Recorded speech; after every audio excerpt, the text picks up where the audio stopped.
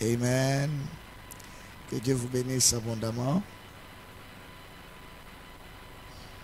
Nous bénissons le Seigneur pour votre présence. Le culte d'aujourd'hui, c'est un culte béni.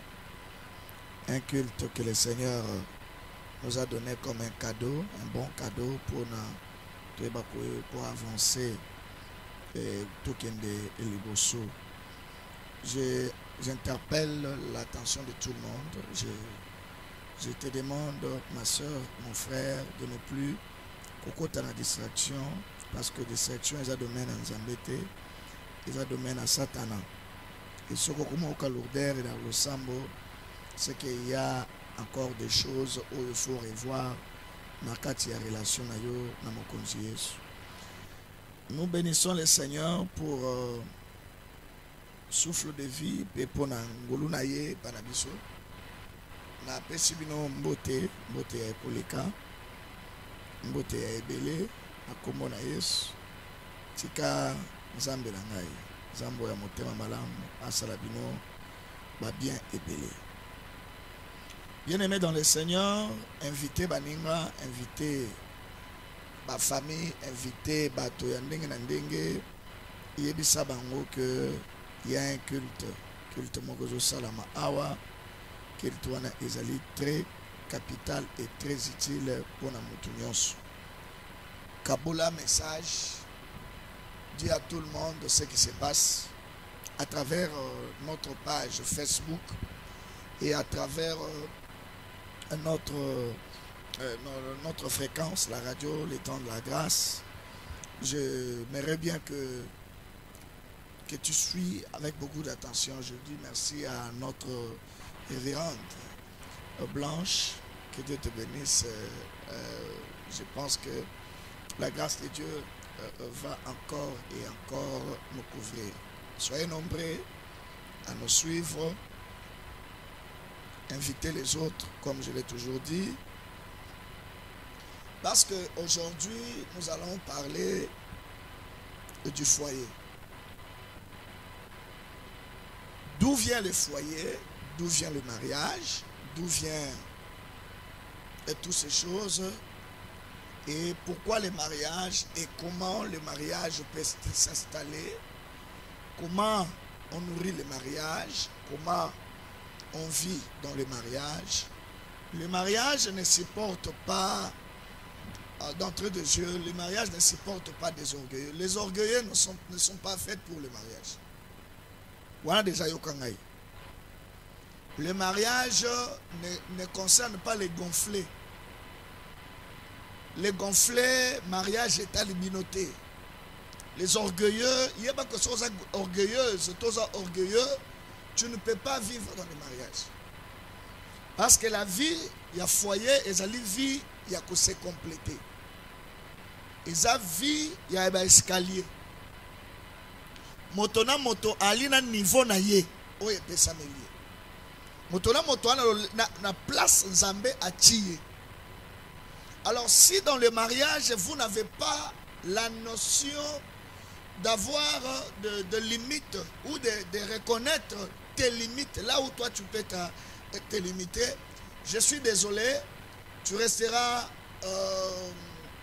seul, solidaire ou comment on dit, célibataire. Le mariage, c'est pourquoi je vais vous enseigner sur les signes des choix, des bons choix. On ne peut pas rentrer en contact ou aller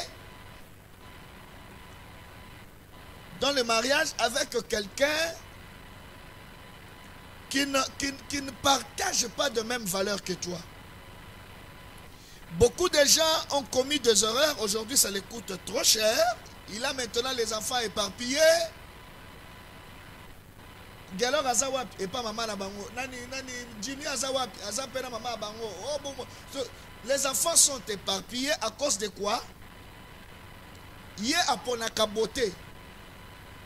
Aponaka pembe. Aponaka parce que asalaka na douane, asalaka na port. Asalaka na l'armée. Donc yé aponi eloko wana. Mais à la fin, écoutez cher, bon bébé ti bakabwani. Je serai un peu dur dans mes propos, mais supportez-moi, je suis un enseignant, je suis obligé de te dire des choses que tes amis ne peuvent pas te dire. Je suis obligé de te dire des choses, même ma famille n'a pas quoi.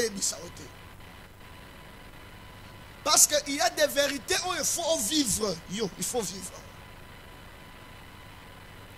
Bien-aimés dans le Seigneur, partagez s'il vous plaît la vidéo. Nous allons commencer avec un verset biblique qui est simple, le verset que tout le monde maîtrise. Un verset que tout le monde, c'est dans la bouche de tout le monde. Ah non, c'est un verset facile. Nous sommes dans le livre de Genèse, le chapitre 2, le verset 18. Genèse 2, 18e verset. Lèvons-nous pour honorer la lecture, la première lecture de la parole. Genèse, le chapitre 2, nous lisons le 18e verset au nom puissant de Jésus-Christ. Nous rendons grâce à Dieu. L'Éternel dit, Zamba Lobi. il n'est pas bon que l'homme soit seul. Dieu dit ceci. Il n'est pas bon qu'un homme soit seul. Oui. Je lui ferai une aide. Moi Dieu, je ferai à cet homme une aide semblable à lui. Parole du Seigneur. Nous rendons grâce à Dieu. Merci beaucoup. Waouh, c'est un verset, un bon verset pour l'enseignement, un très bon verset. Je vous invite, mes frères, mes soeurs, à prendre vos bics, vos blocs-notes. Je vais parler du foyer parce que notre service est basé sur la destruction des œuvres du diable dans nos foyers. Nous allons détruire les œuvres du diable dans nos foyers. Nous allons essayer de remettre de l'ordre dans nos foyers, là où le diable a semé des zizanies. Aujourd'hui, il y a beaucoup de couples qui ne se supportent pas. C'est déjà un problème, un dilemme lorsque vous viviez ensemble avec ton mari ou ta femme et que vous ne supportez pas. Ça veut dire chacun dégage des choses. C'est comme si vous êtes deux personnes. Oh, bah, tu n'as jamais causé la vision, mon co. Deux personnes, oh, bah, tu n'as jamais côté à direction, mon co. L'un regarde de l'autre côté et l'autre de l'autre. À cause de quoi? À cause il y a manque, il y a connaissance, il y a idée originaire, ou bien l'idée origine du mariage. Le mariage d'abord, c'est la pensée de Dieu. Mon côté à kolobake mariage c'est la kayabango, ni mindele, ni ba indo, ni ba arabe, ni ba chinois, ni ba batunyo soye ba antillais soye ba nani wana. Personne ne peut dire que le mariage ça nous appartient, c'est nous le premier à avoir le mariage. Sauf qu'il y a un monde, il y a un monde, il y a une invention. Pourquoi parce que biloko ah ba to banango eza ba russe, ba oh eza ba américain, oh eza domaine ba chinois, oh yo eza domaine ba. Mais le mariage c'est le modèle de Dieu. Et c'est l'idée de Dieu. Donc ne pense pas que lorsque tu parles du mariage, c'est l'idée de ton grand-père. Non. Lui aussi, il a trouvé le mariage. Et quand le Seigneur a initié le mariage, il a mis l'homme comme chef, sa femme comme l'aide. Autrement dit, l'homme est le commandant en chef et la femme vient comme commandant second. Et le Seigneur bénissa l'homme en disant ceci: sois fécond. Or, la fécondité d'un homme se manifeste à travers sa femme. Et la fécondité de la femme se manifeste à travers la sémence qu'elle reçoit de son mari ou de l'homme. Autrement dit, le Seigneur a voulu mettre deux choses ensemble, mais bazala bango nyonso na objectif moko. Beaucoup de femmes bazo raté ba mariage parce que moi si aza déjà na vision azo ya na kati ya mariage. Moi si ya comme ma vision na mariage te. Moi si il faut kuta mobile na vision, azala aide ya vision ya mobile wana. Malheureusement, aujourd'hui beaucoup de femmes manifestent cette envie-là de pousser leur mari, mais ceux qui m'ont la vision, moi, ça improviser. Et lorsque la femme commence à improviser à la place de l'homme, si l'homme est encore faible, il va accepter. Mais le jour que l'homme deviendra fort ou à côté de ça, à supporter. Et alors, quand la bovane n'a pas musala, yosa chef, adjoint na yo appelle ça bazordre. Bon, au compte de un mois, au compte de 2 mois, mais au compte de 10 ans. Et comme un jour, arrête, c'est moi qui donne les ordres ici. Après tout, c'est moi le chef. Dans le moment où on a créé problème, et quand il y a frustration, et ça se passe comme ça, ça peut vous poser des problèmes dans l'avenir. Je t'invite, ma soeur, mon frère, de regarder dans ta Bible pour comprendre d'où vient l'idée du mariage. Or, le mariage est appelé à vivre dans l'atmosphère et foyer. Dans le foyer, cela veut dire, moi si, et Sengeli abota, mobali, apesa zemi, bana babotama, mouvement moko bohe. Alors, foyer wana, ezosenga d'abord, il faut vous en adresse. Beaucoup de gens mariés en bilan. Beaucoup de gens mariés, mobile avant na ngoyo, yo moi sauva na chimamba te. C'est pas normal. Beaucoup de gens mariés te, moi ça na braza, yo zara na point noir. C'est que vous allez déjà déstabiliser foyer na bino. Sauf s'il y a une situation du genre l'école, du genre hôpital, du genre une situation qui ne va pas prendre beaucoup de temps. Foyer est cause de la instabilité. Or, parmi biloko et comme ça foyer instable, ils ont manque d'adresse fixe. Et cause de la thème, moi, c'est mon bali, beaucoup de hôtel et le col à bateau. Il y a un hôtel, moi, 8 000 francs. Nazo. Yaya za tikalinga bana yaka nanu donc zo benga moi simbangu na hôtel à 1000 francs parce que boana chambre na binoté mais au balaye c'est parce que ils ont manqué siège foyer ils ont d'abord siège on a il faut être bien embelli et c'est la confortable pour te libala et ça la malam kokite ozala bana 3 4 mais boana studio. Les sièges na yo, les adresses na yo, mais c'est pas confortable. Na moment bana bazo kola, sengali baza na ya bango chambre, yo oza na yo chambre na moi na yo. Tu ne peux pas laisser ta chambre à la disposition de tout le monde. Basaki ya bana, la chambre, biloko ya batutu, la chambre, na baleki na yo biloko na bango, la chambre na yo, parce que bon la chambre salon, ndako ngo eza moke, ozoke da kosoka ka batu na village koyaka na bango. OK aujourd'hui. Moi, na maman lek aux yeux na village na chambre salon déjà bana no baza ebele ozo encombrer les sous foyer. Yango nazo insister que place ozo vanda il faut être la confortable et cause la place ozo peso posa ko kimakate et pesa ko posa ko zala mingi libanda te. Il faut foyer na yo ndaku na yo siège na yo obongisa ngo eza la place oyo kolekisa toute une journée. Au moins, il y a un confinement, il y a mal à l'aise. Au moins, il y a un confinement, il y a un confinement. Confinement, ils ont dit que au moins, il y a un confinement. Mais dans le confinement, vous avez obligé de vendre la journée. Vous avez sur le bimis. Heureusement, le confinement a trouvé la solution. Donc, esengeli mutu nyonso aza responsable oyo azoluka nanu abongisa makambo ya bomoi na ye atia ordre na foyer ndako na yo. La Bible nous parle du lit conjugal.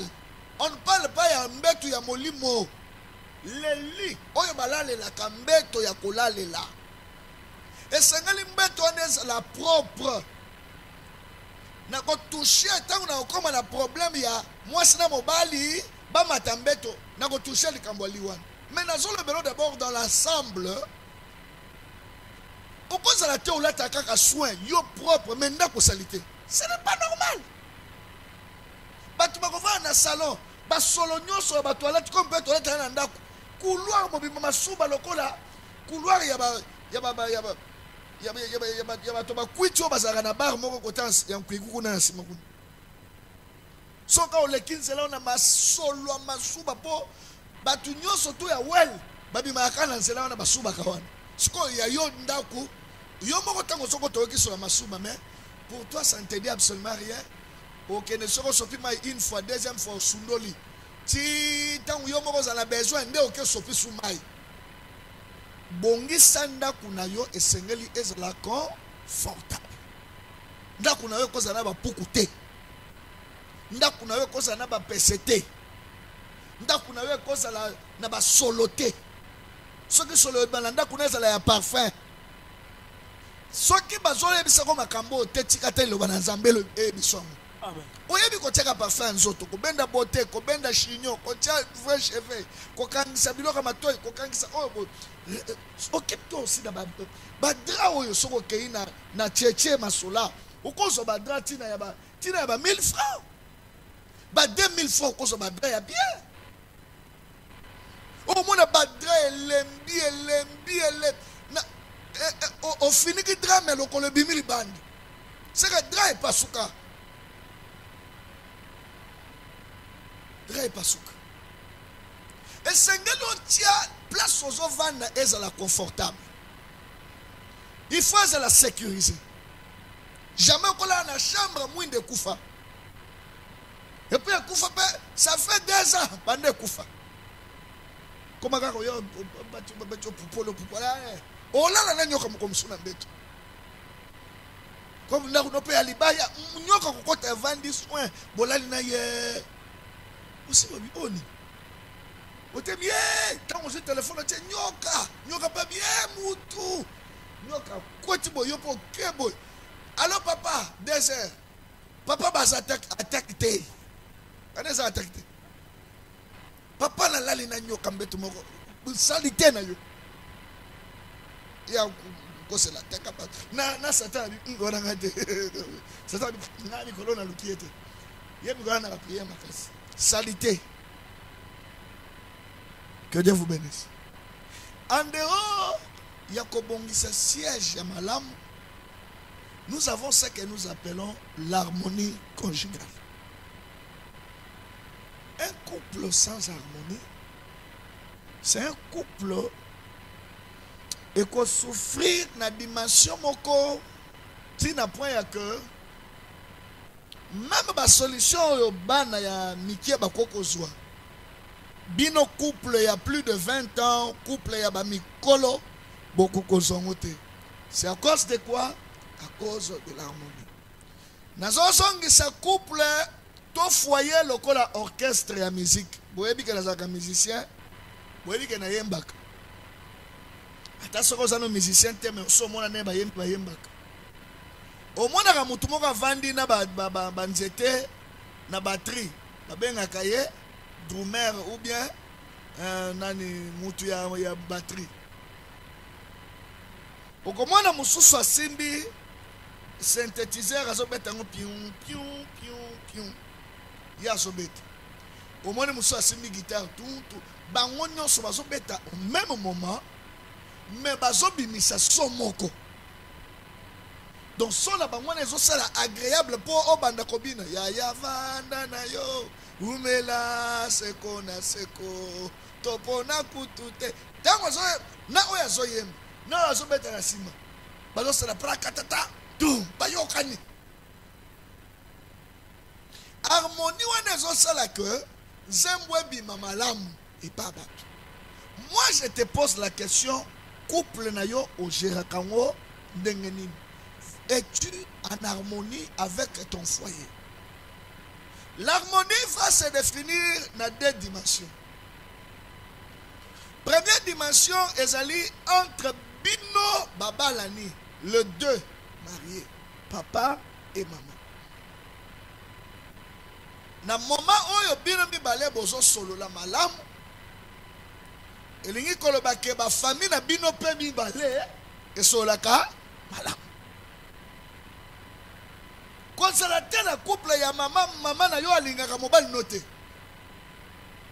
C'est maman no aye agare mutu kalibanda atemi na kati ya taxi abibimisa ya bakoko na ngai. Abimisi bakoko. Allez, azui abimisi 5 kg ya riz apesi. Loso ya mutu. Ali ya loso na ngato na oto tikela bimi. Oh. Avanda kasko. Ah maman yo pe. Na boyi nalinga kete. Azui soso apesi. Azui 5 000 apesi, abi 5 000 au final au bon man mona ngote. Avoyou. Je n'aime pas ce garçon là. Ndeba koko babimi aya ndiwa koko ozo sepe na bakoko mo obo ya papa bakoko ndebe me ale asilisi wana je t'ai amené le bonbon, je t'ai amené le jouet bana me viens à la maison non ngala kota pas bibliothèque ndebe me ale abisi taxi man on y va a démarrer bakei yo koti suko mobile a télémi le kola sentinelle suko zo kengil apesoni. Oh, apesi ngaka loso apio elote lakisala maboko o fini ni bule lakisa ndabi misi bo 5 000 o bombe mpwani na yo pe mbalio er moko obiga moko na mambo kilo aboyo na rezo mambo kilo aboyo na rezo alu ko occasion nini abomang parce que moni ne chozando ki oyeko bo ko bebe sele bon na ye bon to le gananu na koloba commence. Alors, lorsque l'harmonie est entre les deux mariés, les deux conjoints à conjointe, et c'est de façon que elle n'a pas harmonie wana ekende bongo, respect wana ekende bongo, ba respecter moi sinayo et pas na bino, batelaka moi sinayo. Et ça tient qu'on soit na mukie, okobi misa suba ikutu na mbetu, kutu aliesa nga biloko bela diente, madesu moko aliesa nga lekisinga libumu. Tu es en train de détruire la relation, ya moi sina yo na ta famille. Yo kobosa na noki okolinga ye boko matana mbetu boko sala tata na mama. Oko memena mukongo, cheval kijim. Me bandeko na yo batikali na elokwana na mutu. Bango soki bakutana mwasi na obina boseka bango batala bi mwasi mabe anyokola yaya mais yaya wana bakoma oseyambana na mwasi abi atane ba yambana wana yaya ibisibiso ba secret nyonso parce que na kati ya bongo ya moto malamu evandaka mingi te ke mabe moto asimbaka mingi makambu ya mabe ke ya malamu moto komona yo bien na ondima ka te ko za bien na mutu na omona ka yo mabe. Je suis non, tu n'es pas bien. Parce que dans l'homme, le diable a fait de sorte que Moutoua Bandakotelaka plus Mabé. Mon père, qui a levé Pascal Moukouna. A ce moment là, biso histoire Moukouna Katia Biro bi moto mystique. Moto ada ba poche mi bale. Poche moko molai. Et l'on pena omoni poche ko yeye tikota makolo na poche moko ya mukuse me etoboka tango zo sele makamwa malamu atiango na poche ya mukie wana o etoboka bola mongo zokoyi mais soko sele le kamwa mabe azui atiango na poche ya mulai azo stoka ngo abombi atambola kanango moindre erreur atie bo abimisi na 1992 au Gifla Kingai. Tout ça, il y a un robinet tant de Tokamai. Na 93, Hollanda Ngambango. Na Katia Goudron, tu vas tout tangai. Na 94, donc, nous t'avons bandit depuis 92. Et bon, on dit comme en 2020. Mais ce qu'on tourne bon à 92. Na c'est là au bolam. C'est comme ça. Bato ba travailler, ba mi travailler te, ba tika la kanakati ba futilité.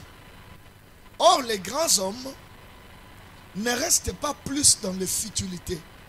Quand on a été aussi l'épanouissement, je t'avais dit que les grands hommes parlent de vision et de conception. Des grands hommes, ils voient des opportunités même en pleine mer.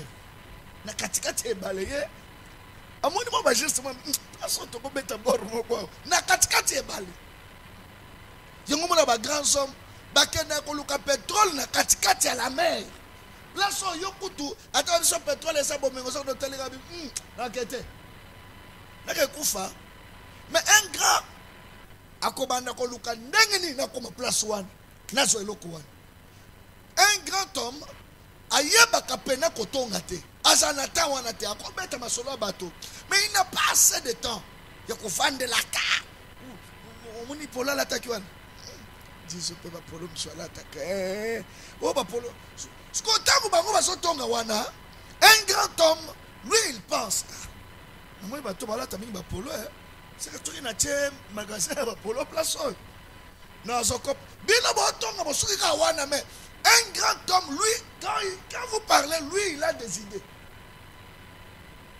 Tandis que les moyennes, basa bato basa la kayo sala. Watch out. Yanan. Kota le bongote. Ala biloko hein. Donc les moyennes, basa wana pona kolobela ba événement. Les moyennes hommes, et ça muto ya zo c'est là. Yo font la société, hier na CV. Je t'ai suivi à la télé. J'ai mon CV. Il a déposé le CV. Parce que pour yo ozoyer na musala. Na mutu na ye, atikala jamais koboule. Asa ya ye. Jamais. Asa ya ye pas que tango. Passe ya nini yanke moni. Ye kutana idée wana te. Hazo c'est là yo somba taxi. Ada ana permis na ye. Ah c'est là yo. Si taxi ya donc encore luka taxi musu. Ah c'est là yo. Oh ya yo wana. Na nukuto yeda tabla so soma ote me yeda bi ya. O soma taxi ah non c'est là ça.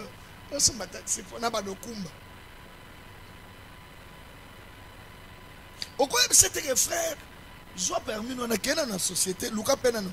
Ya kuna zate azo ya.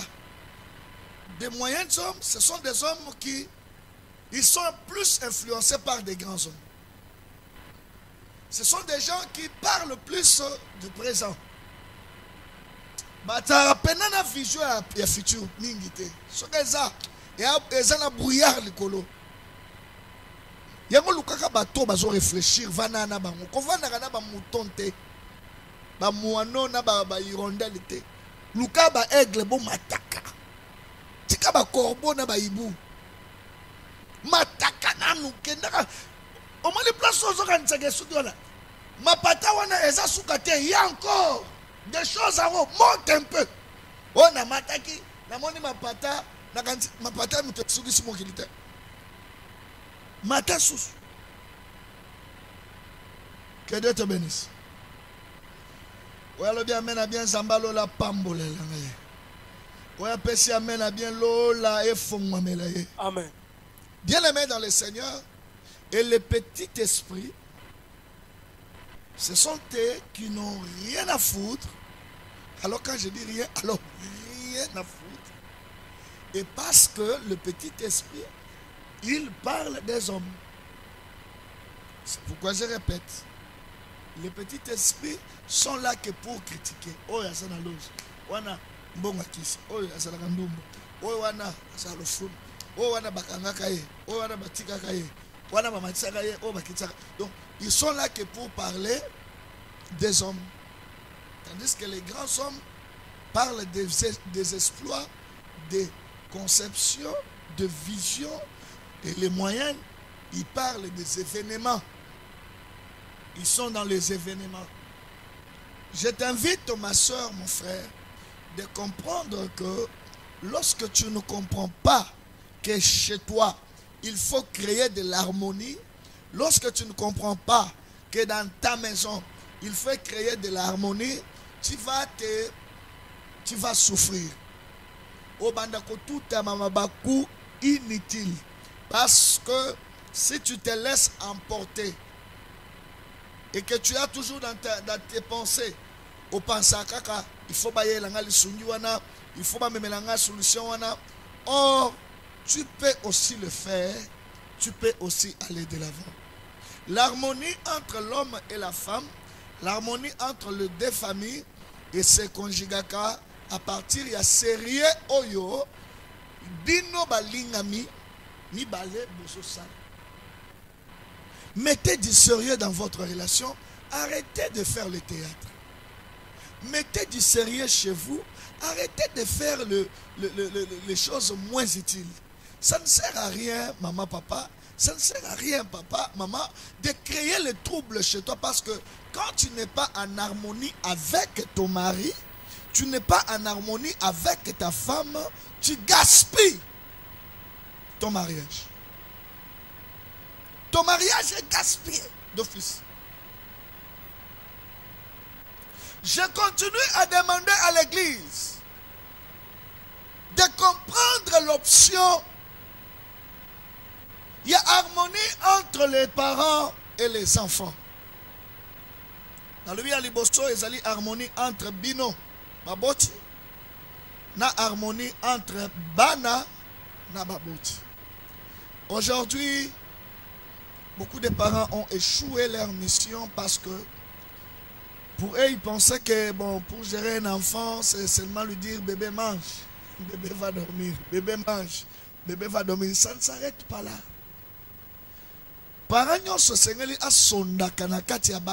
Il faut sonder dans tes enfants pour essayer de comprendre qu'est-ce qui se passe dans leur tête. Parce que au cause de la génie nanda comme ouye bakate. Au cause de la bénédiction nanda comme ouye bakate. Papa nangai ne néglige pas un enfant ata la malformation. Ne néglige pas un enfant ata azalina problème ya santé. Ne néglige jamais un enfant ata soki na l'école ezo simbate batutu babengami te. Ba réussir quand à l'école. Il faut pas mettre ça dans la tête de l'enfant. Bundana aya ba l'école mais ça ba tumususu. Ba olonga te pona diplôme. Ya koko longa kolonga na commerce. A sali commerce wana alekina ba va na ba de l'école. Ne bloque pas la vie de l'enfant. Bato mususu babenga mite bazaka na bureau climatisé, mususu faza un mécanicien. Akota na sa mituka. Bundana la kisa ye kolobana kokoma. Ça peut l'aider. Ça peut l'aider. Bato bale bakanisa ke mindele nyonso batanga, ma mindele nyonso batanga te. Ana mundele musipena. Zoba me mundele zoba pena ya. Utuni mena yo mundele asa mundele me atanga te. Amoni yo toksenga ombo. Ah mundele. Toza uta Belgique na train. Natalis. Ato ba yebi basiba uta Belgique ba kena Paris. Natalis ba yebi komo Talis no do banin. RTGV. Et la société n'a comment Natalis. Tu vas dire un garçon mon mundele. Jeune garçon, petit. Pourquoi ça va 28 ans? 29 ans. Ma contrôleur, il pour pas tout na rabiso de ce billet. Parce que na lemba qui voiture est à 3 heures, na jour na train ça à 1 heure quelque chose. Ande ko na nzela. Moi na nzo ka futa ki billet. Aza na sac na munene. Ba contrôleur ba ye po baba na kutu abotela bango ba incompréhension donc na makamba soloba bon comme osali boyo koma awa signé mundele po akoma po ce qu'on a tout mais osa mundele ndenge ni biso kutu to mona ka net biso ne ba yeza musobi mais il connaît pas écrire mais yoka français net yé mutasala kam Ne comprends bien, c'est à Tangaté. Je n'ai pas pu étudier. Alors, est-ce que c'est quoi mon problème? Je ne vais pas payer. Amenez-moi partout. Et pour ça, on a la bonne compréhension, on dit maté. Amenez-moi partout. A Tchabiso mal à l'aise, plus de Vandaki. Si, Tata Morabino, je vais payer pour lui. Abi, ne paye pas, ne paye pas. Bon, pas me place sur le rolling. Donne-moi cet argent-là, je souffre. Je souffre. Nalali na gare. Nazozo en Italie. Ce qu'on passe dans l'Italie, a comment expliquer ce qu'on passe dans l'Italie? Tu vas dire qu'un homme, tu vas dire que tu as un vie. Eh, vous ne pas mon passé. C'est un ça que vous ne bon déjà. Bien-aimé, ne bloque pas ton enfant. À cause il y a moi na ya papa nani asa docteur, moi na ya maman nani asa avocat, moi na ya papa nani asa douanier. Et bongo yo sa nani. Oh. À cause ça la paix ba jardin. Au moins ce qu'on place sur ce que monde de la baie. C'est parce que tu ne sais pas parler avec tes enfants. Dans le moment harmonie entre les parents et les enfants, il y a l'orientation. L'orientation, il y a nini. Il faut d'abord aux parents à mesure. Il y a qu'on détecter tant nini banda baso vivre parce que yo parents au vivaka seri na bino ya kala. Bana ya mikolo ya bazana ya bango makamo parce que après chaque décennie, 2 ou 3 décennies, il y a toujours un mouvement qui rentre. Tu découvrir ma téléphone en l'an 2000. 2000, 2001. Ma téléphone est bandi koyaka. Les autres sont en 2020.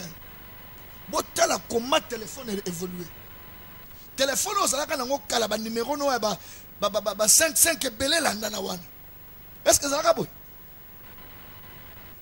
C'est que les choses bougent. Si tu n'es pas en harmonie avec les enfants, au cas où raté moment ya malamu ya ko structurer foyer na yo. Créer na kati ya bana na yo respect ya mukolo. Oya landi na se ayeba ke onde kulutu. Oya za na se ayeba ke onde kulutu. Ne sépare pas les enfants pour baza batata différents. Ko séparer bana te pour baza maman différente. Crée l'harmonie entre toi et tes enfants. Alors l'harmonie entre toi et tes enfants, ezolanda pe problème ya ba choix oyo zo salaka. Comment on a pas cité le col à mouchoir à jeter, il y a aux huiles, au poupol, au pangousi, au bois qui n'a pas de macameloteo. Aux autres, on a révélation. Mais révélation, si ta maison n'est pas en paix, même dans cette révélation, on va gifler. Gifler, pas moi, sinon, mais moi j'ai prié. Quelle prière, quelle prière. Révélation est qui? Mais si tu es en harmonie avec tes enfants, avec ta femme, dans le moment de révélation, au lieu de déranger, il y a un fouka maximum. Le bien mène bien Lola et Yokaye. Ouais, pesi amena malamu lipambole kitele nandaku. Bien aimé dans le Seigneur, nous allons avancer moi mon pied. Alors, préparer les lieux, ça veut dire l'adresse, et puis préparer aussi, créer l'harmonie. Et on sait que mutuna mutu a sala yaye musala na kati ya libota. Que chacun de vous a se sentir obligé ya ko mema oyaye lipamboli. Bongisa terrain po te bano bazoya bakuta nzela se bongisami. Ko zela te bango moko baba nanu ko bunda na lisusu. La meilleure façon c'est de les éduquer, les parler, les amener à l'école, pour nourrir bango malamu, et puis pour ça que à chaque fois que vous avez un souci, bon régler kango à l'amiable. Que Dieu vous bénisse. Parfois les gens n'ont pas d'amitié, mais d'ici 10 ans, vous avez tata, vous avez maman. Oui, moi je suis un non. Papa, je vais te présenter mon fiancé. Yosko, tu as nostalgie. Il y a bébé dans mon cœur. Et je t'invite à créer cette atmosphère de façon que nanda kunayo kimia ezalaka. Comment va créer une harmonie dans le péché de secret? Premier secret, c'est la communication. Essayez de communiquer. Il faut parler entre vous. Parlez de tout, sauf de rien. Chez vous, les kabwa tabou est à la tête. J'insiste na bandeli. Pour mon côté, pas la bino est interdit à parler. Ce que moi, on a posé une question, ce qu'on va répondre à la mise, ça va tout être joyeux dans le bon 27. Expliquer, ça veut dire quoi? Quand c'est la terre la balle qui peut s'être au lit, toi qui ne peux révéler. Parce que ce qui la balle peut s'être au lit est désorienté. Ce qui va ne pas comme voyou, comme kuluna, comme bébé noir, comme ce qui va c'est à cause de la famille. L'enfant ne se retrouve pas. Donc, il y a une prestation dans la famille, elles ont considéré. Et le diable, lorsqu'il remarque qu'il y a la crise d'harmonie chez vous, le diable amène maintenant ses œuvres et il s'installe. Quand le diable s'installe, il commence à vous troubler. À kopanza orchestre, wana bokobeta ka souté. Ndozo mona mi balé, bayo kanaka, bayo kanaka te, wana kuto sola na mutute, moko nde muto sola na bino nyos, so ngozo information moko obenyo na yana bino nde. Abi a mikolo abela makasi, ba ebisa nga abeli po amona ke na hôpital, apesa nga kanda. Ala mbo. Abanulu bakutula, mais pas na benga ngate. Abenga yo. Abi bon avanda kuna, zo mbongo. Salanga neti yo mtopesi. Donc ozomona ke batu bazoboya même koyokana. Ya bazobenga ye mutu bazobela bi. Mam na bango na kota on tepe na koyokela mutu te. À cause de quoi? Manque d'harmonie. Harmonie est créée à affection. Harmonie est créée à considération. Le premier point harmonie, c'est le dialogue. Koyeba kolobate kana sa kanda. Okoloba pe na se akoseka. Il y a un moyen, le moyen de communiquer sans s'énerver, de redresser sans frapper. Deuxième moyen de créer harmonie, c'est de prier chaque fois pour ton foyer. La prière amène un vent. Et ce vent-là vient avec la stabilité. Tu ne peux pas créer l'harmonie sans la prière et le dialogue. Ce sont les deux choses. Parce que quand on côté la prière. Ça les offrande. Matelaye, la montagne. Ça veut dire côté les jeunes. Bon, nama, pote oye ba moi non amoni yaza trop, azo résister trop na domaine boye. Bakambo zo permettre yete. J'ai beaucoup de mamans à l'église. Moi na sali 2 fois bac, 3, 4 fois bac azo soité. D'habitude, au moins ils sont ma mususu. Baloba ba biso soki musunye ko makasi pona kolia la mbeli. Kolia la mino, photo lukela mo mbeli. C'est que ce que zo mona ke moi no domaine zo simbate. Mais matisse là il y a un volume. Ceux qui ont aussi maté à l'école, chez les répétiteurs, et puis, qui c'est les prières. Salez les bons frères. Dédié et pas ensemble. Parce que la seule personne où on peut s'habiller la paix. À quoi on crée les bisous harmonie à Kimia et à Obenzambe. Tikanzambalo la pambola. Bien aimé dans le Seigneur, nazo sili sana point à souka. En dehors, il y a place, il y a couvent. En dehors, il y a harmonie na katana. Tozana eloko ya suka oyo et sala keke libala evanda malam. C'est ça que nous appelons la complicité. Ce qu'on comment la complicité. La complicité ne peut pas vivre sans la vision, sans une affaire. Ça fait plus de 5 ans que je suis en train de suivre les familles américaines de près. Dans la famille américaine, dans la majorité de la famille oyokoma bazo vivre. Et nous devons comprendre que la plupart de la famille américaine, le modèle et pas british, parce que les Américains ce sont des Anglais. Anglais qui ont colonisé l'Amérique et même il y a un système. Les Américains se battent pour que dans la famille qui ait la complicité. Un Américain ne peut pas devenir président de la République s'il est célibataire ou divorcé. Un Américain ne peut pas devenir président de la République s'il ne se présente pas avec sa famille. D'abord, ça veut dire que il faut famille à la famille comme modèle, famille comme exemplaire. Et nous avons dit que nous avons dit mais bazo vivre na complicité. Au moins miyibi ba yebi lisolo complicité. Miyibi na mutu ba yebi yango bien. Parce que miyibi ba sala kanyo surtout yo za muyibi nga pe muyibi bon. To ke yiba ye. To ke yiba ndeko vie clair ndeni. Tu mandiko luka information to jui. Tout à l'importe n'est la kandenga ni ne to sui.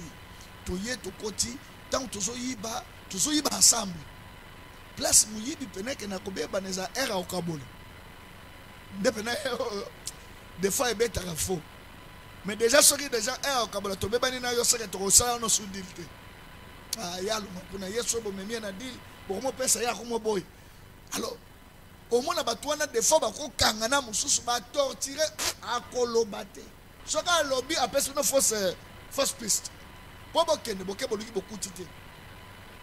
Bato bayebi ko vivre la complicité. Basa bato bakendaka mosika na ba objectif na ba. Bakendaka très loin na ba makamu na ba. Nazui famille ya Colgate. Nazongela kalikambo yo tout le temps. Parce que je suis en train de penser qu'un jour na komi koko na vandi na mona ba o na boti tout autour na nga ke bazwi sérieux ya musala na osala nga so na suka na 10 ba mo be maona 400. C'est possible na habité ma bena yo po ba yo ozomona maona ti batumoko ya tina te ba ole tselota et puis moko okimaka bango ke kotala libala na ngofo après soki mbongo silio nde ozongeli bango. C'est là où il y a des problèmes. Mais je te signale que chez nous, je commence à comprendre que il faut na former bateau depuis bon mois. Na armé bango bien. Basa la bien armé. Pour lobby na lobby kuna. Famille combo kende toujours le bosso. C'est lorsque tu crées l'espace complicité. Et c'est d'abord, la complicité commence par le respect des uns et des autres, l'amour des uns et des autres, et l'entraide des uns et des autres.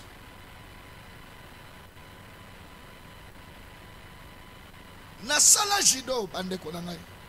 Nasa jidoka. Na opesa bino sentir tepo. Na umela na koma ki musika. Musika te na kuta na maître. Donc nasa ki musika te na maître. Batu basage doit comprendre sentir ni na koma ina. On a ebisa batu mususu oyebi tuma molimo ozu frappe. Oyepe anzoto ozu frappe. Zongi yo mobi. Mais pasteur sko ndenge nini? Ah, to le ka nyonso. Na dojo yo biso to banda koye kola judo. Babanda koloba ke ndeko na yo ezali muto bozana ye dojo moko. C'est que bozana ye club moko ya judo. Ata na kuti ya sali mabe azobeta bazobeta ye. Ata ya mtu ana faute ngai il faut na côté la ye. En aucun jour wana omona maître na biso atelema bi bon. Ata soki okuti que yamuto asali mabe yo côté là so côté là té biso to information tango ko ya entraînement to sangelo to frapper yo parce que ça muto mabe katina biso bato belé ba rater lokoyo la complicité. Surtout nous en Afrique, c'est la chose qui nous fait mal. Bota dans l'Union africaine, ils ont pas les lots, l'Union européenne, c'est bimisa passeport nango. L'Union africaine peut bimisa passeport. Ti les lots, tout le monde en place c'est tabou là. Ti les lots, to fout ça ba douane, to fout ça ba visa. Kakabis en Afrique. Nous avons un problème. Il y a to sololi, to segina mis. On passe le mot côté. C'est qui ça maille. Sobi ya boni. On passe une. Donc et loko yeso sala que beaucoup de gens bazo tikala kana sima. Na bandeli Union africaine, si na biso eza wana na Ethiopie, na Addis Abeba. Tokendaka Ethiopie, ba président to bakendaka kuna, ba délégué, ba ambassadeur na biso Union africaine, ba vanda wana, mais toza incapable ya kosala monnaie moko. Toza ça fait 57 ans tozo exister. Toza incapable ya kosala passeport wana na monango. Na simba ngope na mboka. On est passeport Union africaine. Mais pas ni bope ça biso monte. Wa bo vana. C'est parce que chez nous il nous manque la complicité. Ce sont des petites choses. Oh, et parfois, ça n'a rien à voir. Mais ça peut vous coûter trop cher. Dans la complicité, il y a ce que nous appelons l'unité d'esprit. Alors la complicité ne peut pas vivre sans un visionnaire. Il faut que le visionnaire définisse bien sa vision. Comme ça, il y aura des bons complices. Vous savez, Batobele Bakanisa Kenga Nazalaka visionnaire à ce cas, détrompez-vous. Na cause attendre sur la 16e, ataba 6e, 16e, 6e, 5e génération.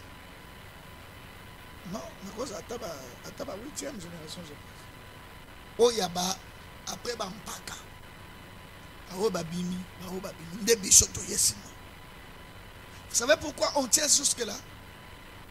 C'est parce que la complicité me pousse à rester fidèle à celui qui m'a envoyé. Il me considère, à mon tour aussi, je les considère. Mais ce qui a eu, Gaston, tu es cabinet. Puis dans mon clarté, Gaston, comme ça, mais John, mon étier, moi, je suis à bord, moi, il m'a cassé, na sanim, na bendan. Mais quand je me sens en sécurité, je suis là. Et quand je sens qu'il y a la complicité, il y a Oyaza Likolo à se soutenir dans la mata. N'enga pena zo sale foka ya mata ponga tangu ya zo mata. N'enga pena sa nini na Hollande. Mais aujourd'hui dans des familles, d'abord tala eloko mondial la salibiso. To comme kabola bilia, mutuna sa ina ye na kwa na ye. Mutuna mutala na air na ye. Chez nous, quand on grandissait, ce n'était pas comme ça. Bino nyos. Eka kolia pour faire la messe. Et puis yo mutobimi ba ongala yo so ngolena ba ngate point. Ba kotia loso bino nyos. Tala ki bakudi ya mnene yango ba bakudi ya mnene za soute na zando parce que ba somi baza soute. Ba che tala bormo ga ya ba tondi si loso peno moni ba montagne. Après ba chesko musuni place one. So gide so ya pakati ba chena kati. Mututu asu pellet na. Wana za ba cuillère te wana ba pellet. Okoti kim. Siko dame na ba yaya bazawana na bino baleki bozawana siko moto wala ta yaya sa beti 14 ta yo so yo wana na moko wana ta yaya sa travailler ndio so musuni obenda tita ko so benda na bango koto bazo kota au moins siko ya mukwa bi botikele wana ndio so mona ba mikolo basisaka avant baleki batika la kana suka parce que bino bosi bo beti ngo tata boleki. Et ça a créé en nous l'esprit de vivre ensemble. Mais aujourd'hui, Kolia Yaba Nabiso est séparé. Moi, on a quoi? Moi, ça m'a ramené. Et puis, au moins, on a pas l'homme qui m'a bien à Kendakaboé. À ça, on n'a pas ça, binote pas. La nostalgie n'a pas. À ça, se retrouver, vous n'êtes pas dedans. Il vous manquait une chose. La complicité. La complice. Des fois, ça la la déclaration là que nous vivons ensemble et nous mourrons ensemble. Que Dieu vous bénisse. Est-ce que les sons là-bas c'est bon? Quelqu'un m'a écrit que la régie puisse contrôler les sons. Je ne sais pas si ça marche. C'est bon? Que Dieu vous bénisse. Alors nous allons continuer. Pour finir, dans la complicité, je parlais de la vision. Il faut que le Père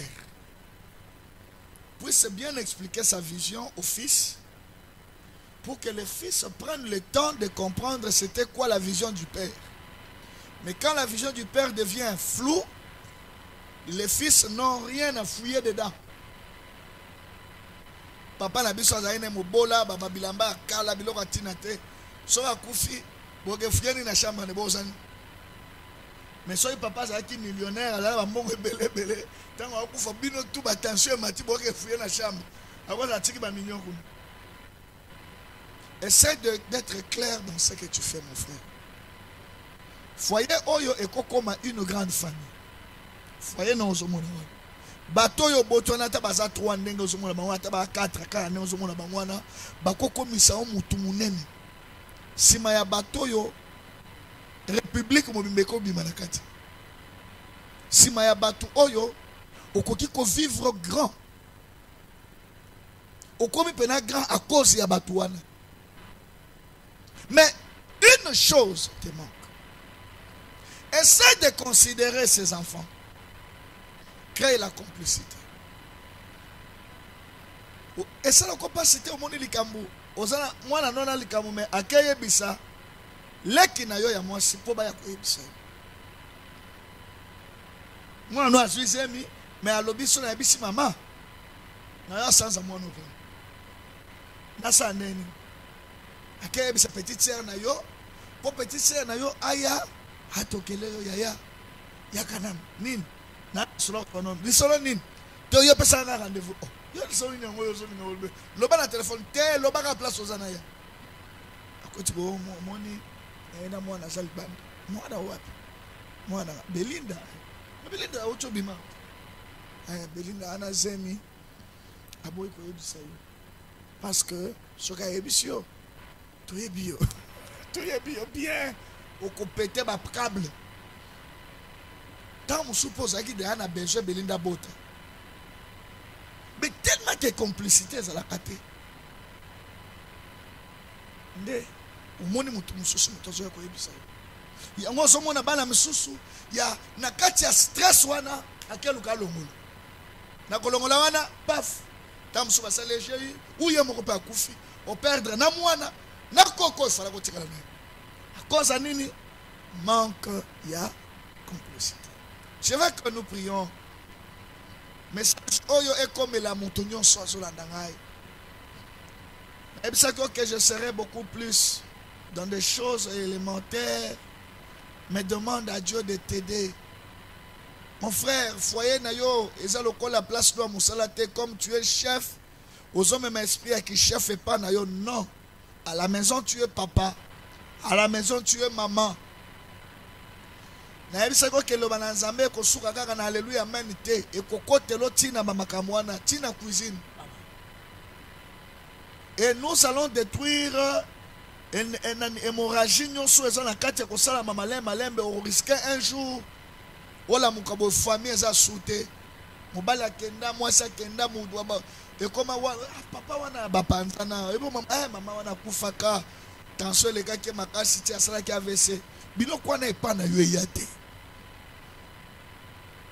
Nous sommes depuis bazalaka bakonzi bazaka bakonzi papa zalaka mokonzi tango papa linga kufasa pistonné mwana komi pe mokonzi et ba wala na même nzela osomo que famille bazokende na complicité moko kusakana te Mais yabino te.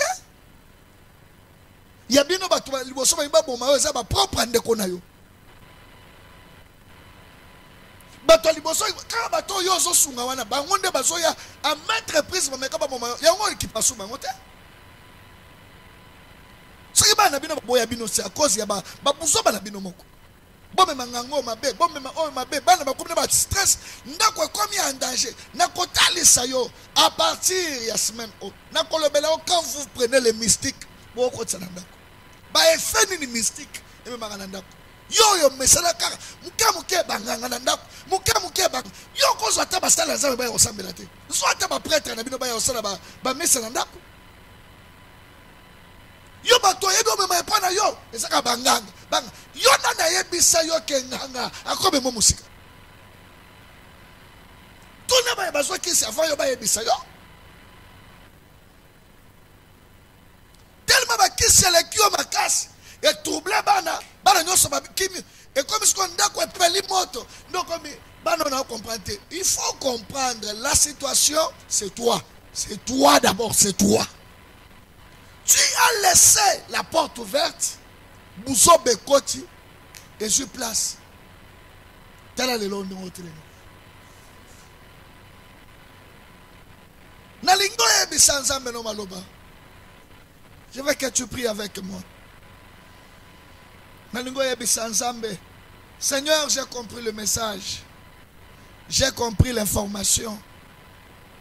Nalingo kangolela nga libota nanga o surtout ceux qui makambo nazote ya OSC koti ngobano asipota ko sute akoma préférer asekana bato lopango asekana bato libanda asekana bato na WhatsApp na internet mais yo amono lokola ennemi na ye nzoka bolala kambetu moko. Moi si na yo respect vaut mieux appeler sa pasteur, respect faut appeler sa prêtre. Moi si no respect akopesa sa bakonzina musala mais yo ata bonjour oyo kozwa kate kotike loko ekola te fo mulawo.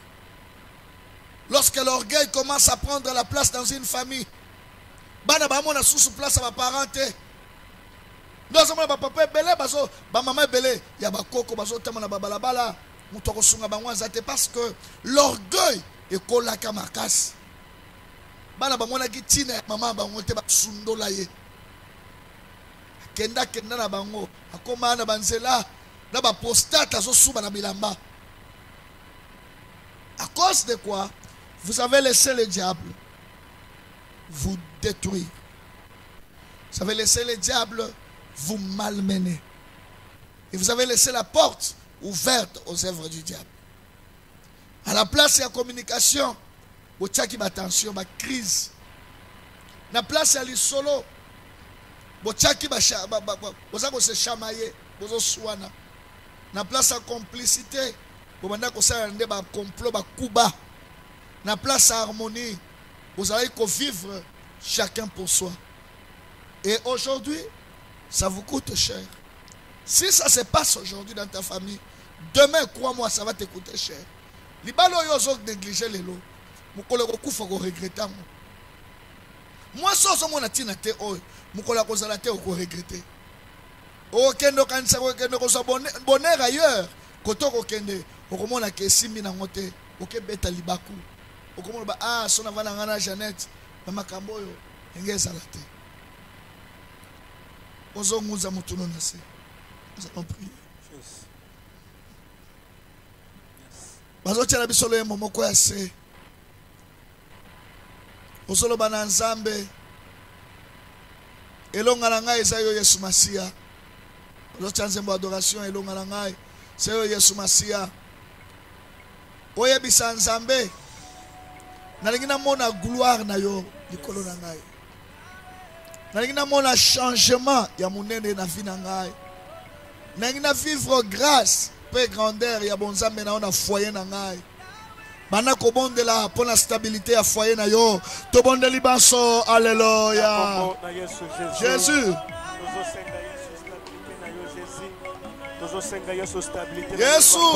Yesu Masia, Yesu Jésus, Tozosenga Yesu Nzam, Tozosenga Kolo, Stabilité na yo papa, toye pa na yo Nzambe, tozonge pa na yo Seigneur, tolinge te kolo Yesu Kristo, oh Yesu Masia, yeba na kostabilize Nzambe, yeba na kostabilize kolo, tona kosa papa telema Jésus, telema kolo, telema Jésus. Téléma Jésus, à travers cette prédication, Yesu Masia doit na posa, comme un changement Jésus, yango tobeli Nzambe téléma, tobeli Nzambe téléma, tobeli Nzambe téléma, Nzambe, tobanda konfirme, bola muna yo, na bomo ina biso, bola muna yo, na mabote na biso, doit na posa Nzambe, mabote na biso ezwa stabilité komuke pana yo, Yesu Masia, pesa stabilité Nzambe. Pesa stabilité Nzambe, nous vivre longa na yo papa, na ba domaine nyonso, nous vivre longa na yo papa, na ba secteur nyonso, toi na pour sa stabilité Nzambe, nous vivre en stabilité. Viens mettre ma place aux alliés. Yes. Na lingo sambe le longo na ngai. On se concentrer na kati ya lo sambo. Telema na lingo yebisa ya we Nzambe maloba. Jésus. Oloba ya nkolo ete nkembo na yo. Elanda ngai partout. Yes. Oloba na Nzambe ke nkembo na yo ekota na ndako na ngai. Amen. Oloba na Nzambe ke nkembo na yo esala likolo na ngai. Amen. Elonga na ngai eza yo Yesu Masia. Jésus. Bomo na ngai ebonga makana yo Yesu Masia. Makambo na ngai kosimba po na yo Yesu Masia. Yes. Tozobanda koyemba loyembo ya ensemble. Ozoyebisa Nzambe ete nkimia na yo efulukela biso. Toki loyembo tozoyemba ensemble.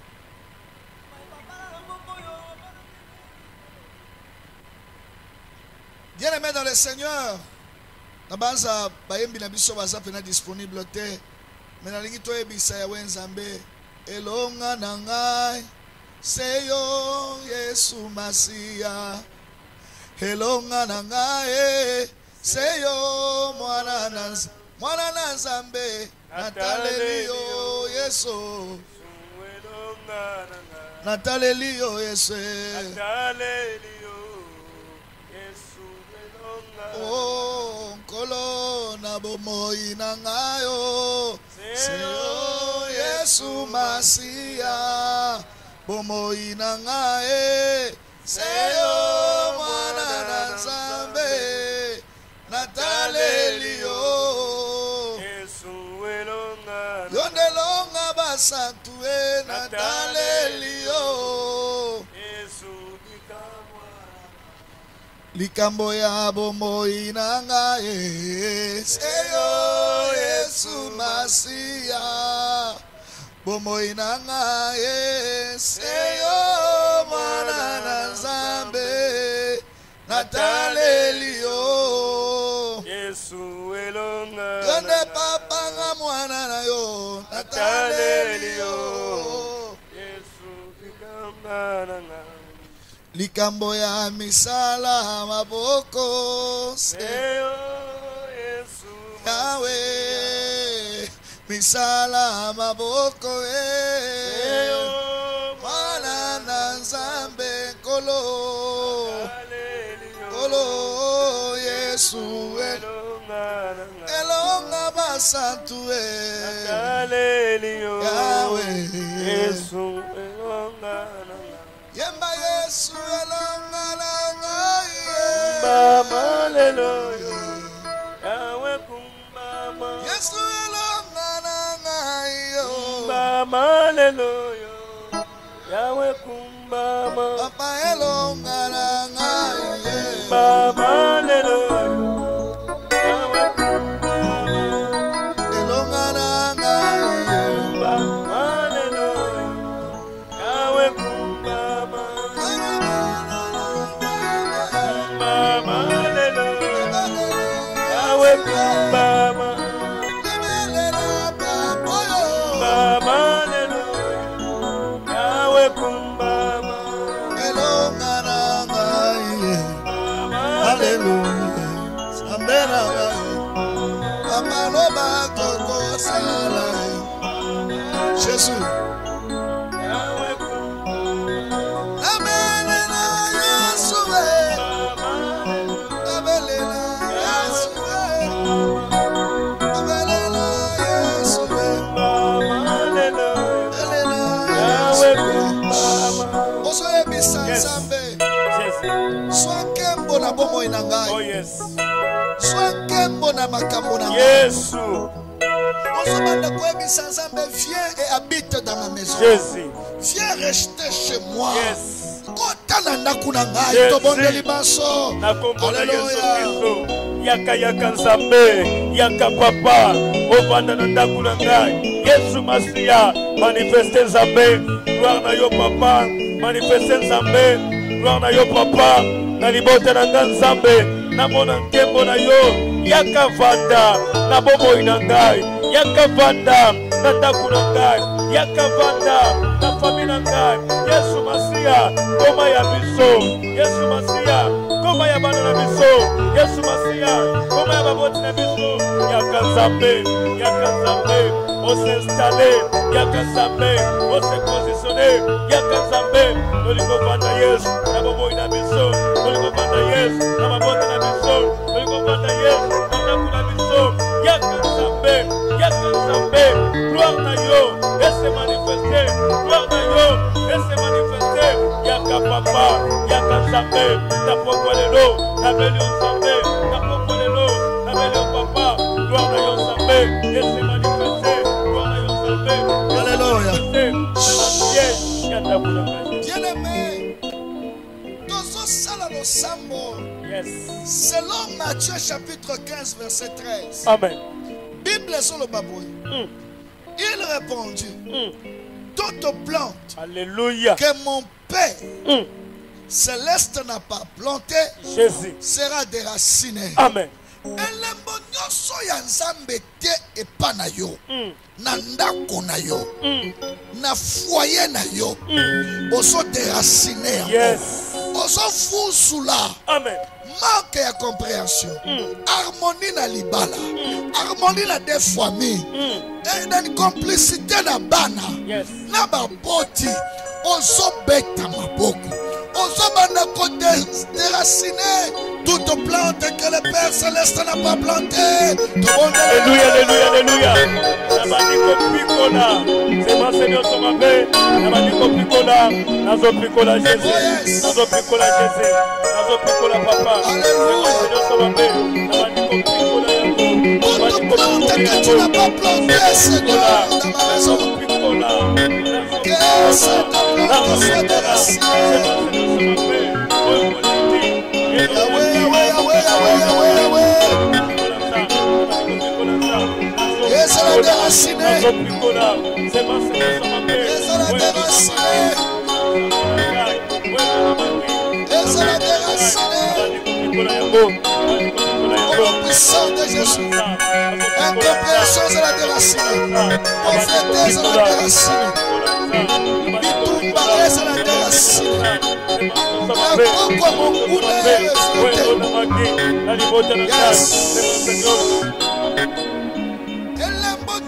diable alona na famille na yo ekweya ona te. Jésus. Osobanda koyebisa Nzambe misala ya Satana. Yes. Ezala euti na makambo ya totema fani. Ezala ngambo mobali. Ezala ngambo mwasi. Na botata to na bombama. Oyo nyonso ezo déranger foyer na yo. Yake na minute oboza toujours likolo. Okufela déjà mibali mbalebele. Foyer koma instable. Ozobanda kotinda moto. Ete elembo ya Satana. Oyo ezo rendre bino mal à l'aise. Et amba moto. Moto Nzambe. Moto banda kolandela. Moto Nzambe. Moto Nzambe. Moto landela. Moto tumba. Moto mandala. Nazobela moto Nzambe. Nazobela moto Nzambe. Moto landela. Moto panza. Moto landela. Alléluia. Moto landela. Moto panza.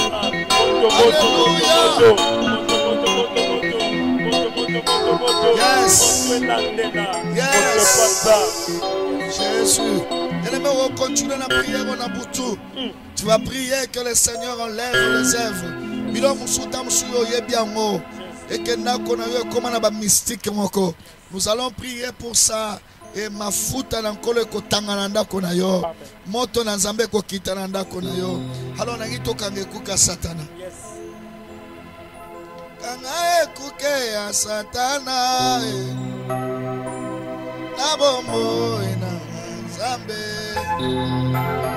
Kanga ekuke ya Satana na bombo ya libota. Ele kinga mayele ezali ngakobanga Yesu na ngai elakende ko wapi. Haleluya. Nazonge na lushi esika nazwaka makasi esika nazongaka ya sika mama ekuke ya Satana na bombo etelema yes amena lola yebisa Nzambe kanga ekuka Satana ekuko Satana fongoli na ndako na ngai ekangama. Porte d'entrée oyo Satana kotaka po adétruire yanga libota porte wana ekangama. Nzambe na nsima na ngai tobondela Alleluya.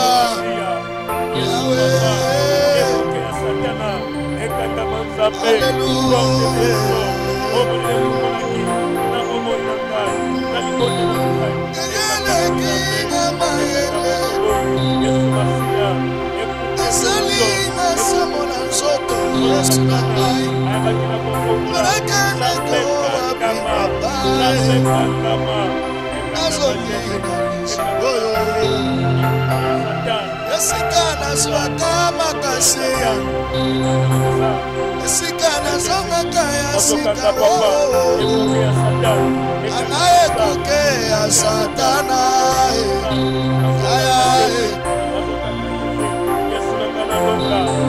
angelanga ekuko ya maladi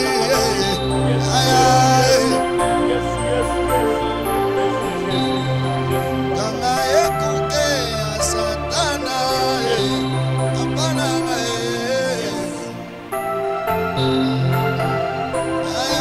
nangai alongai obadali banae alongai papa sala nalongai okonsina banae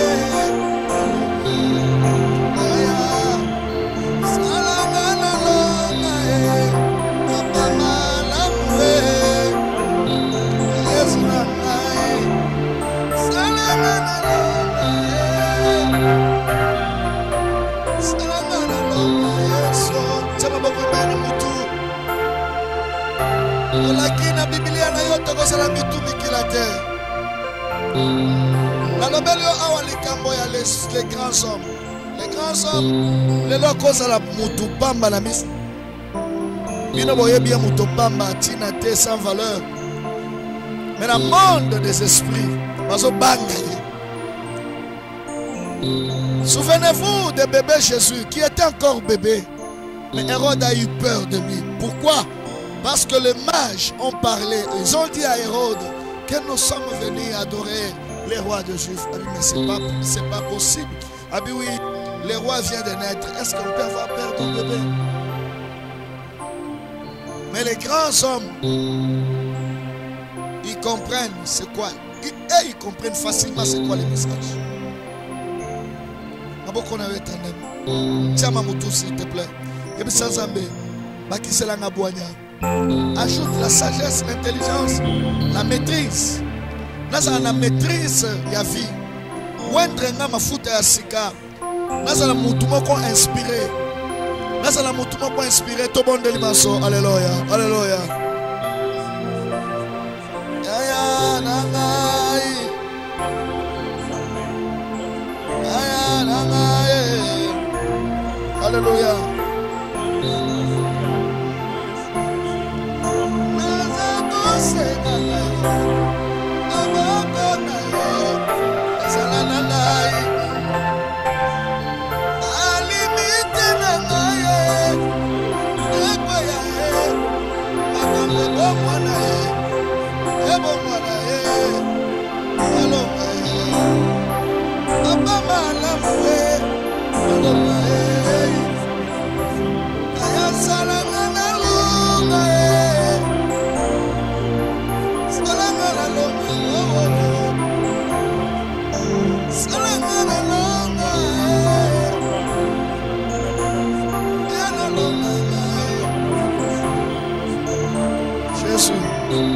Seigneur, manifeste ta grâce et ta bonté.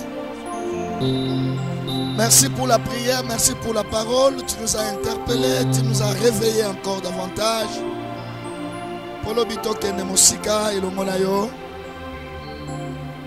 Éternel Dieu, accepte que la sémence que tu nous as donnée, monguna ayako etufa ngote na ba sémence kilikili.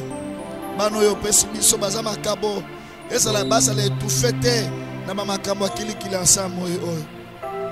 Batela pesunga, pesa elonga na domaine nyonso. Na kombo na Yesu. Ndebo eto sambeli petolobi. Amen.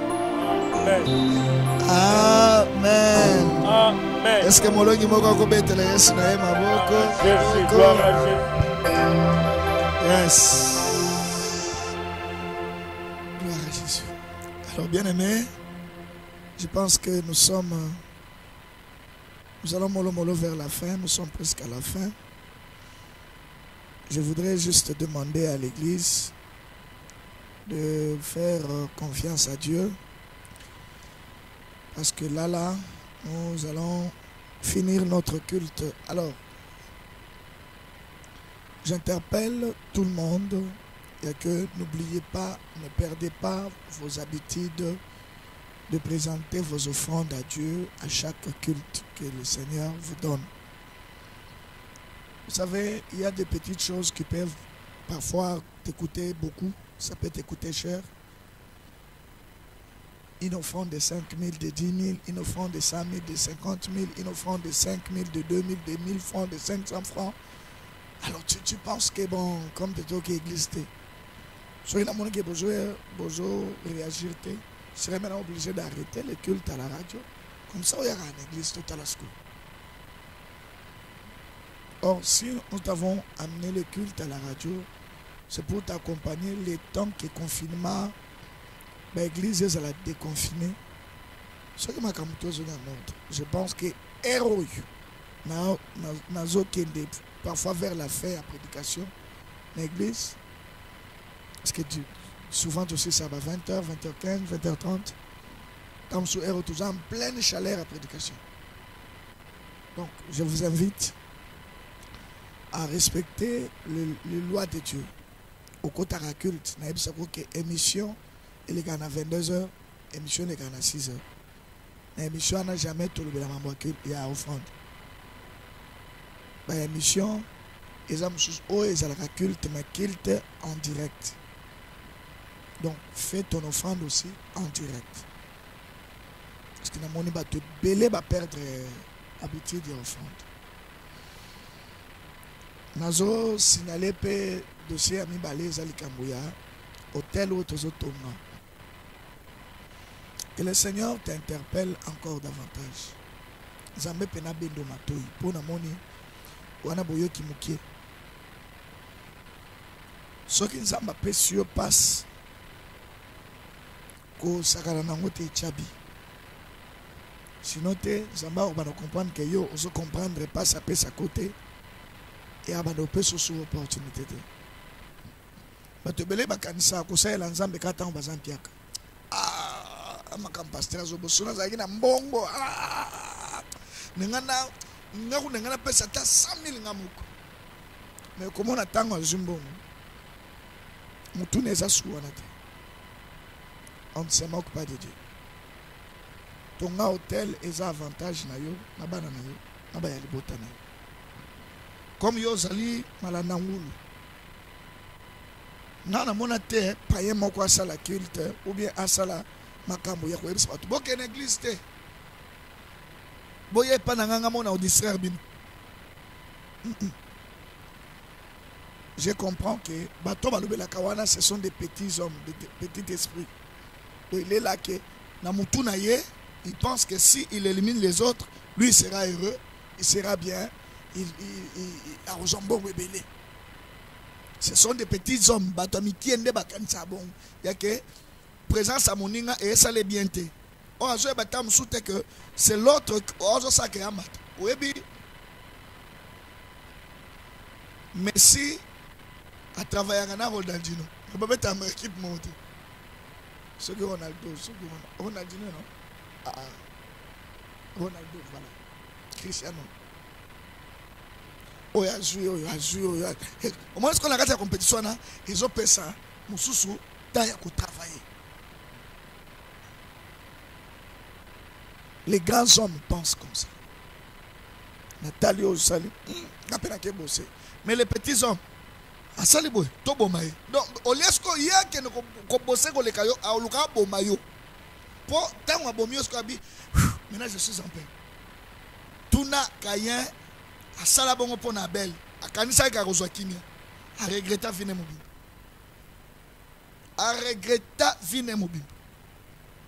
Comme un vagabond, le quoi mon pépé. Sois sage et écoute ce que le Seigneur te dit. C'est très capital pour toi. Tout ton hôtel à l'honneur de notre Seigneur et le Seigneur va nous bénir.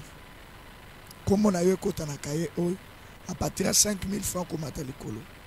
Ça la geste wana lobe na nzambe malobe. Nzamba lola akopambola. Amen. Azopesa numéro à téléphone. Avant na yambaka kata 3 appels. Ndeko Tony fongola téléphone. Nazoka 3 appels. Atobela papa fongola kato toyoka kata mutu moko. Surtout papa mo na benga ngai je crois na lusala. Ah papa na ngabe check appel ata mutu moko kaka benga toyoka. Bon, tozoka 3 appels. Allô. Allô papa. Oui. Bonsoir papa. Bonsoir bien-aimé. Ndeko Marcel. Bien-aimé Marcel Kola Pamboula. Amen papa, on va tenir papa. Au sambeli bien?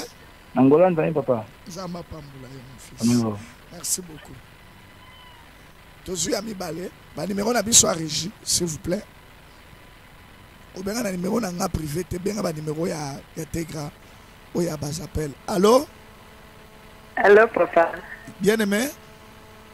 Shalom papa. Shalom. Ma Suzanne. Maman Suzanne Kola Pamboula. Amen papa. Maman Suzanne na somme le téléphone wana na fond tchétché. O wana ya cadeau. Na vodela go papa na papa nanga akosa te. C'est là maman, c'est là. Ce sera va déconfiner ka fond tchétché maman na ke. Na ke imba mo. Kola Pamboula ma Suzanne on sambeli bien? Na sambeli bien papa. Gloire à Jésus. Amen. Que Dieu te bénisse. Merci beaucoup. Ton dernier appel pour na pesa annonce ya Souka pour na service à lobby mercredi. Tozana jeune. Tout bakoya lobby bozana état jeune. Ba tout bakoya lobby bokoma avant 10h, bokoma ba 9h45, 9h50. Et puis appel à Soukeza. Merci beaucoup. Tosoukeliwana. Alors et puis ba tout bakoya kalobi. Natikali au moins na une dizaine de places, je pense moins de 10. Bateau va s'enregistrer. Tu vas me souvenir bien à la moï. Mais si on va bien à 21h. On m'a dit qu'on s'allait en retraite sur lobby à 7h du temps. Il y a 7 semaines. Même si on est en communication, insister. Parce que quand on est bien, on est en bateau. On est en bateau. On est en bateau. Pour ce qui est qui est en bateau, on est en bateau. Donc, je suis obligé à cocher ça là mon tout solo na enregistrer na PC code de na jomoto mususu. Alors à 21h, on a bien 21h, ko ben à 20h40. Tala na montre no so comme 21h, nde obengi. So comme 22h, ko ben a suite. De façon que na pena zo attend, na zala ki on a moi na réception na makamboze belé. Donc il faut na zo pétant vers 22h wana na sisi makamsusu. Si je suis en hôtel, il y a foyer. Il faut pas passer 22h. Là, nous sommes moi, c'est tout solo lien. Tu te l'as. Ils ont été quand il y a bolali, solo, ils ont raté. Comme il n'y a pas de solo. Tout ça chauffer le solo. azopesa numéro 05 395 01 75. Alobi 05 395 01 75 ou la 06 833 06 06. Tinda offrande, tinda dîme, tinda action de grâce. Ça la veut na yo kokisa yango. 06 833 06 06 ou Yasuka eza 06 665 37 00. Yesu masi ya pambola bino. Ce que vous avez besoin, Olanda Sousmater, Oyo Okolanda ngo na niveau ya internet, na page Radio Tegra, okuta bamatea nyonso Olandaka aw, Okolanda ngo, okotindela ngo bato, na sengi pe na bato nyonso, kota na YouTube, Beta Tegra TV, na moni ba Tegra, eza mwa ebele ya ba jeu vidéo ya mindele, leka okuta tina Tegra TV, ba mindele wana habite. On peut battre Tegra 1, Tegra 2, et ça va jeu vidéo. Kota wanate, au comati tama côté ba komi Tegra TV, s'abonner pour ozoka ba information. Zambalola apambola motonyon son sa prière à clôture. Seigneur, merci pour la grâce, merci pour le culte. Tigate tozonga na esengo pena kimia, amabota tolala nango na kombo na Yesu. Lipambolo to sengo na culte le lotongo na ngona ndako. Ekuke a Satan otokangi ekanga malibela kembo na yotalisama likolo ba santu na kombo na Yesu Kristo. Amen. Tikete ya wenza mena biso apambola bino. Que Dieu vous bénisse. Depuis la nuit des temps, il nous parle de la part de Dieu, en prophétisant. Celui qui est révélé a toujours la longueur d'avance. Il y a moins besoin d'informer l'église. Arrêtez d'attendre que le diable fasse des choses pour que tu pries. Pour ne manquer aucune prédication du révérend pasteur Gaston Kongolo, abonnez-vous à notre chaîne YouTube Tegra TV et à notre page Facebook Tegra FM.